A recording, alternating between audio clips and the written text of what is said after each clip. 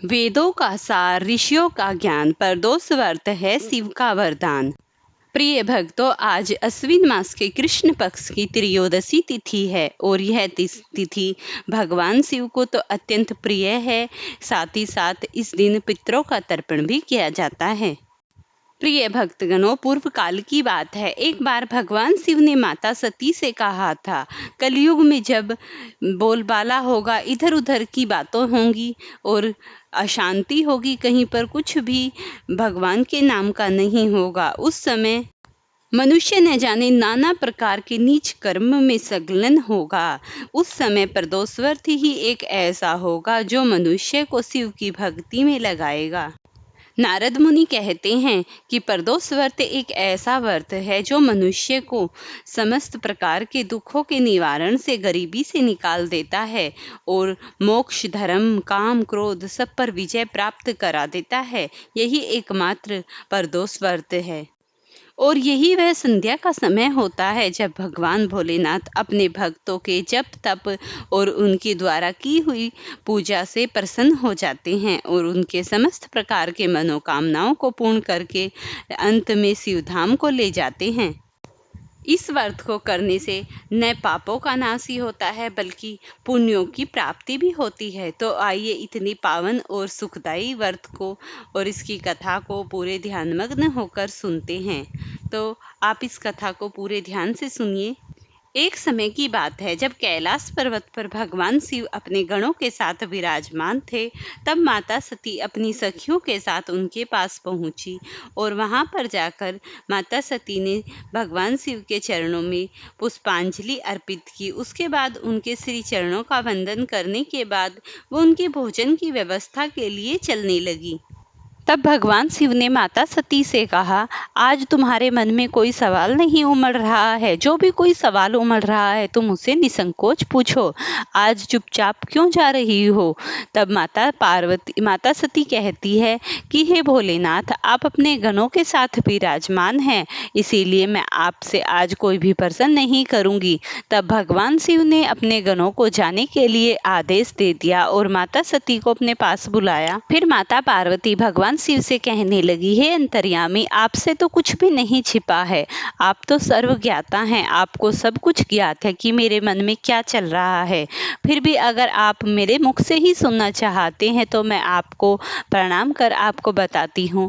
मैंने आज पृथ्वीलोक पर भ्रमण करते हुए 3 ऐसे दृश्य देखे जिन्हें देखकर मैं चौंक गई हूँ। तब भगवान शिव कहते हैं कि बताइए। तब माता पार्वती कहती है, मेरा पहला कौन सी छोटी से छोटी सी गलती के कारण भी मनुष्य को बहुत बड़ी भूल हो जाती है। अब मेरा दूसरा प्रश्न ये है, इस संसार में सबसे बड़ी भूख क्या है? मेरा तीसरा प्रश्न ये है प्रभु कि जिसकी जितनी प्रतीक्षा करो वह उतनी ही बढ़ती जाती है।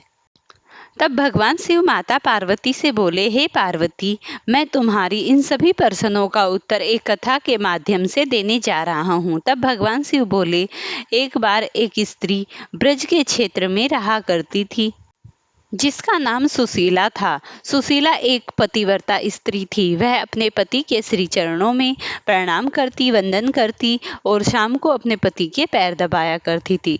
मानो उसके दिन की शुरुआत तो अपने पति के मुख को देखकर ही होती थी। वह अपने आसपास में भी इसीलिए प्रसिद्ध थी कि वह बहुत ही पतिव्रता स्त्री थी, इसीलिए उसकी चर्चा का गुणगान सभी जगह हुआ करता था।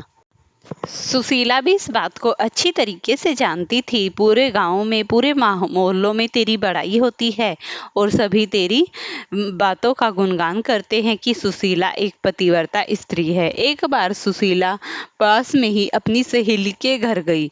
सहेली के घर जाने के बाद वहां पर तरह तरह के व्यंजनों की खुशबू आ रही थी, मानो कोई बड़ा त्योहार हो। इस प्रकार खाने बनाए जा रहे थे। तब सुशीला वहां जाकर अपनी सहेली से कहने लगी कि हे सहेली, आज तुम्हारे घर में कुछ महान पर्व है। तब वह कहने लगी, नहीं, मेरे घर में कोई पर्व नहीं है, मैं तो ऐसे ही खाना बना रही हूँ। फिर वह कहने लगी, कोई आपके घर में बेटे का जन्मदिन है या फिर कोई अतिथि आने वाला है? वह कहने लगी, नहीं नहीं, कोई भी नहीं आएगा, मैं तो घर में खाने की व्यवस्था कर रही हूँ, इसीलिए खाना बना रही हूँ। तब सुशीला कहती है, क्या आज तुम्हारे घर तुम्हारे पति आने वाले हैं? वह कहने लगी, नहीं, मेरे पति भी नहीं आएंगे, मैं तो ये खाना अपने लिए ही बना रही हूँ। वह कहने लगी, तुम कैसी स्त्री हो जो तुम्हारे पति भी घर नहीं आएंगे, ना ही तुम्हारे कोई अतिथि आएंगे, तो तुम इतने व्यंजन बनाकर स्वयं ही खा लोगी? वह कहने लगी, हाँ, मैं तो खा लूंगी, क्योंकि मेरे पति तो परदेश गए हुए हैं। तब सुशीला कहती है कि मैं तो अपने पति के बिना एक निवाला तक नहीं खाती। तब वह उसकी सहेली कहती है कि मैं तो अपने पति के सामने भी ऐसे ही खाती हूँ, और जब वो नहीं होते जब भी, क्योंकि स्वास्थ्य अच्छा हो तो सब कुछ अच्छा है। मैं भूखी रहूँगी तो कैसे काम चलेगा? मैं तो जब यहाँ पर अकेली रहती हूँ तो अकेली अपने लिए भोजन बनाती हूँ और परोस लेती हूँ। तब सुशीला अपनी सहेली की इन सभी बातों को सुनकर वापस अपने घर की ओर लौट गई। घर आने के बाद उसने देखा कि घर पर उसके पति बैठे हुए हैं। उसके पति ने अपने मन में विचार किया कि अगर मैं 1 महीने के लिए कहीं बाहर चला जाऊं तो क्या पत्नी भूखी रहेगी? उसने इस बात का मन में विचार करते हुए सोचा कि मैं इसकी परीक्षा लेता हूं, और वह हर समय अपनी दृष्टि सुशीला पर बनाए रखता, हर समय देखता कि सुशीला क्या कर रही है। तब उसने मन में निश्चय किया कि क्यों ना मैं इसकी परीक्षा ले लूं। तब वह सुशीला की परीक्षा लेने के लिए एक ढोकला बनाया कि ये कहीं ढोंग तो नहीं करती कि मैं पतिव्रता हूँ। तब सुशीला को उसने कहा कि आज मैं नाना प्रकार के मिष्ठान खाना चाहता हूँ, कुछ पूरी और अच्छे अच्छे भोजन बनाओ। उसने अपनी पत्नी को ऐसा कहा और कहकर खेत में चला गया। खेत में जाने के बाद दोपहर तक वापस नहीं आया। सुशीला ने नाना प्रकार की रसोई परोसी, नाना प्रकार के भोग बनाए। जैसे ही पति दोपहर के पहर बीतने के बाद घर आए, तब उसने कहा, आज आप इतनी बारी आए, इतनी लेट आए, तो आज खाना कब खाओगे? चलो खाना खा लो, मैं भी कब से भूखी हूँ। तब उसने अपनी पत्नी की परीक्षा लेने के लिए सुशीला को कहा कि मैं अभी आता हूँ, मुझे कोई काम है एक बार। वह ऐसे कह बोलकर बाहर चला गया। तब सुशीला ने देखा कि थोड़ी देर में और आएंगे, वो बैठी रही भूखी, लेकिन उसके पति तो उसकी परीक्षा ले रहे थे। जैसे ही पति शाम होने के बाद घर आया, तब सुशीला ने कहा कि अब खाना ले आऊं? वह कहने लगे, हाँ, खाना ले आओ। जैसे ही खाना खाने वाले थे, तभी एक आदमी आया और आने के बाद उसे लेकर चल दिया।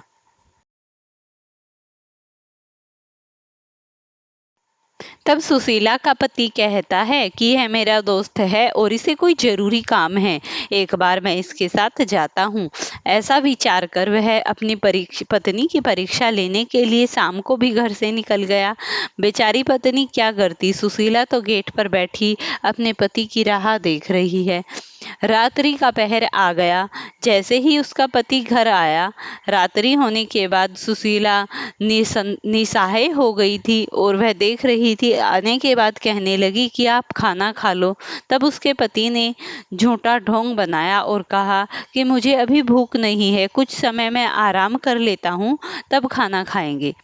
जैसे ही वह आराम करने के लिए देखा तो वह दरवाजे में बढ़े ही रहा था, तो गेट में बढ़ते ही उसका पैर फिसल गया और पैर के फिसलते ही वह बहुत जोर से गिरा। जोर से गिरते ही मानो उसकी आंखें पलट गई। तब सुशीला समझ गई कि तेरे पति तो मर गए। ऐसा सोचकर उसने सोचा, अगर मैं अभी रोना पीटना विलाप शुरू कर दूंगी तो मैंने जो मिष्ठान और खाने बनाकर रखे हैं उनका क्या होगा। मैं एक काम करती हूँ, पहले फटाफट जाकर रसोई में जो मैंने खाने बनाए हैं उन्हें खाकर आ जाती हूँ, तब मैं रोने का विलाप करूँगी, तभी पड़ोसी इकट्ठा होंगे, नहीं तो मैं कुछ भी नहीं खा पाऊंगी। इस तरीके से सुशीला अपनी रसोई में गई और जाकर उसने भोजन पेट भर खाया। भोजन को खाने के बाद वह आई और उसने लंबा सा घूंघट निकाला और बहुत जोर जोर से रोने लगी। तभी उसका पति हर हर महादेव कहता हुआ खड़ा हुआ कि आज मैंने तुम्हें देख लिया, पेट भर खाना खा लिया ना तुमने। वह तो मानो शर्म के मारे लज्जा से डूबी जा रही थी और पति की ऐसी बात सुनकर उसने कहा, तुम झूठा पतिव्रता नाटक करती हो, इसीलिए मैंने तुम्हारी परीक्षा लेने के लिए यह सब कुछ किया था।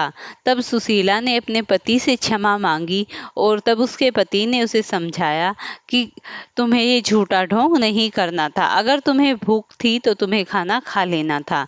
इस प्रकार भगवान शिव माता सती से कहते हैं कि छोटी से छोटी भी जो गलती होती है वो बड़ी से बड़ी बात को भी भारी हो जाती है, इसीलिए कभी छोटी सी भी चूक नहीं करनी चाहिए। और फिर भगवान शिव कहते हैं कि हे पार्वती, भूख ऐसी ही होती है, जब भूख मनुष्य को लगती है तो वो बढ़ती ही जाती है।